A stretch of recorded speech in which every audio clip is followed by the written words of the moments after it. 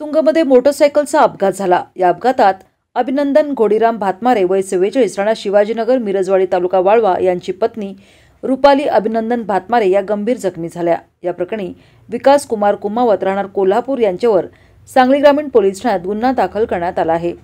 फिर्यादी आणि त्यांची पत्नी रुपाली भातमारे असे दोघे त्यांच्या मोटरसायकलवरून 5 जुलै रोजी सायंकाळी 5:15 वाजता मिरजवाडी ते तुंग असे जात असताना विकास रोपवाटिका तुंग येथे त्यांच्या पाठीमागून संशयित विकास कुमावत हा MH9 AP 7404 या मोटरसायकलवरून भरधाव वेगाने येऊन जोरात धडकला। या अपघातामध्ये फिर्यादींची पत्नी रुपाली भातमारे या खाली पडून त्यांच्या उजव्या डोळ्याच्या खालील हाड फ्रॅक्चर झाले असून मेंदूस मार लागून त्या गंभीर जखमी झाल्या आहेत। म्हणून या प्रकरणी फिर्यादीने सांगली ग्रामीण पोलीस ठाण्यात तक्रार दाखल केली असून पोलिसांनी धडक देणारा मोटरसायकल चालक विकास याच्यावर 6 जुलै रोजी रात्री 9:15 वाजण्याच्या सुमारास गुन्हा दाखल केला आहे।